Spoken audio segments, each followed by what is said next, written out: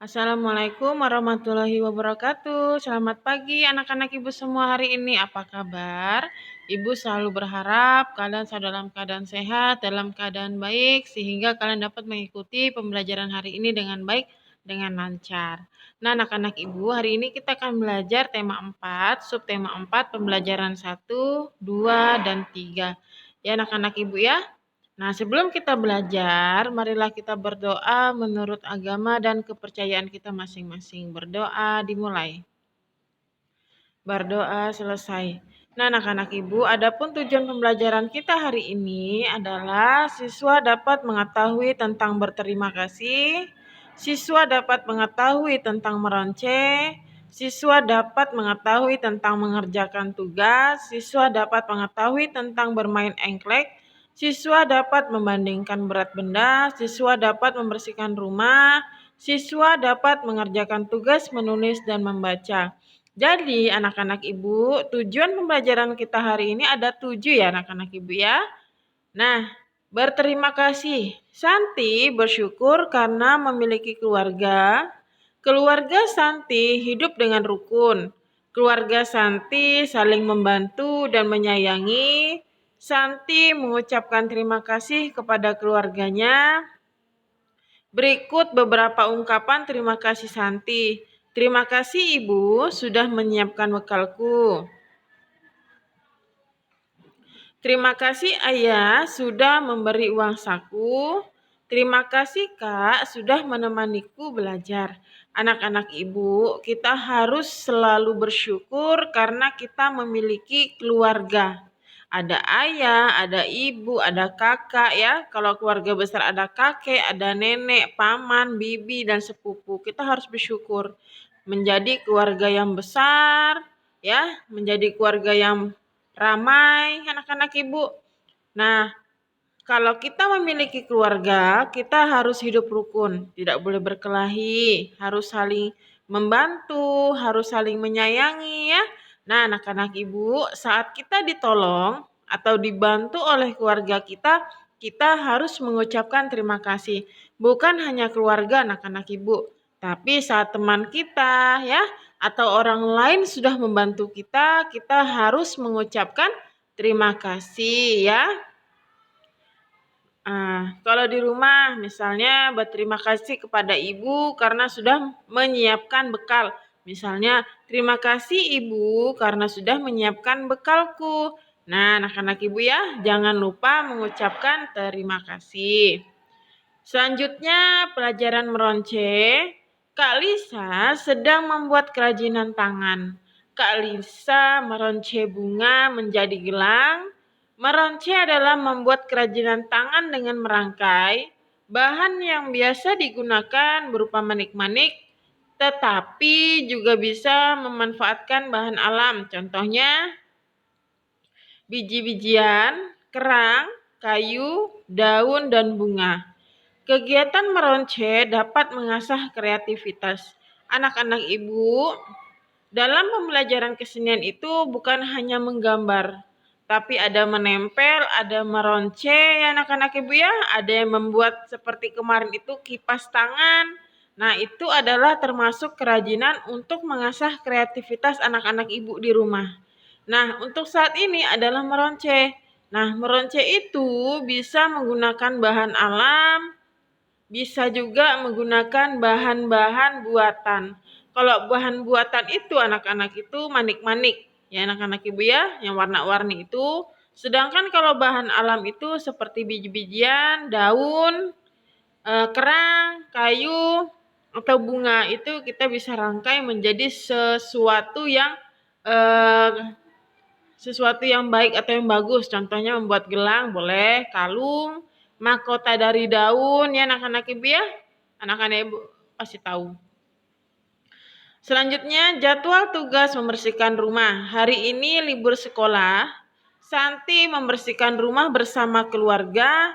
Ayah membersihkan selokan depan rumah. Ibu membersihkan dapur dan mengepel lantai. Kak Lisa membersihkan taman. Semua bekerja sama membersihkan rumah. Rumah yang bersih, nyaman untuk ditinggali. Anak-anak ibu, kita sebagai manusia harus rajin-rajin membersihkan rumah. Bukan hanya membersihkan diri, tapi juga harus membersihkan rumah anak-anak ibu. Misalnya nih saat kalian libur sekolah, kalian boleh membantu ibu atau ayah membersihkan rumah. Nah, misalnya nih, kalian membantu ayah membersihkan kebun. Kalian membantu ayah membersihkan selokan rumah. Nah, itu bagus juga anak-anak ibu. Atau boleh membantu ibu mencuci piring, mengepel lantai, mengelap kaca. Itu boleh anak-anak ibu ya. Nah, dalam keluarga kita harus saling bekerja sama di rumah untuk membersihkan rumah supaya rumah kita itu menjadi bersih, menjadi nyaman. Nah, kalau rumah kita bersih dan nyaman itu akan enak kita tinggalin anak-anak ibu, terjauh dari penyakit ya. Selanjutnya yaitu bermain engklek. Bermain engklek itu anak-anak ibu kalau kalian kenal itu dengan bermain cabang. Kalian pernah kan bermain cabang yang berbentuk kotak-kotak kalian bikin terus kalian bermainnya dengan satu kaki ya anak-anak ibu. Cuaca sore ini cukup cerah. Lita bermain bersama Ika, Santi, dan Heni. Mereka bermain engklek di halaman. Sebelum bermain, mereka membuat lapangan. Lapangan engklek itu berbentuk petak-petak atau kotak-kotak. Mereka melakukan home pipa. Home pipa untuk menentukan urutan pemain. Santi mendapat giliran pertama. Santi melemparkan potongan genting. Santi melompati kotak satu demi satu. Selanjutnya, ayo kita berlatih bersama-sama. Siti sedang bersama keluarganya. Siti membantu orang tuanya untuk membersihkan rumah. Pilihlah gambar di bawah ini yang menunjukkan kegiatan membersihkan rumah.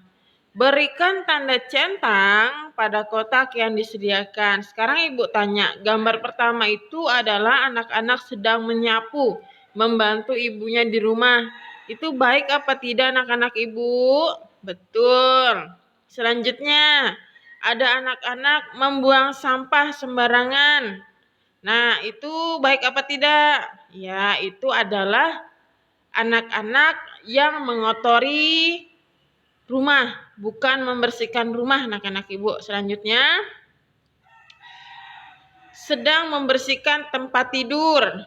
Betul tidak? Ya betul. Selanjutnya, habis makan dia hambur di meja. Betul apa tidak? Tidak. Jadi anak-anak ibu, kita harus selalu membersihkan rumah kita. Ya. Pada pembelajaran 3, ayo kita membaca. Bacalah teks bergambar di bawah ini. Pada hari Minggu, Lita membersihkan kebun bersama keluarga. Di rumah Lita ada kebun yang sangat luas, mencabut rumput liar. Ayah memangkas tanaman yang tidak rapi. Ibu memupuk dan menyiram tanaman. Lita senang bisa berkumpul dengan keluarga. Ayah, ibu memberikan kepada Lita karena sudah membantu mereka, ya, atau mengucapkan terima kasih kepada Lita karena Lita sudah membantu mereka untuk membersihkan rumah. Ayah dan ibu memuji Lita sebagai anak yang rajin. Lita sangat senang dipuji oleh ayah dan ibu, ya anak-anak ibu ya. Membandingkan banyak benda. Berat suatu benda itu dapat diukur, misalnya dibandingkan dengan benda lain.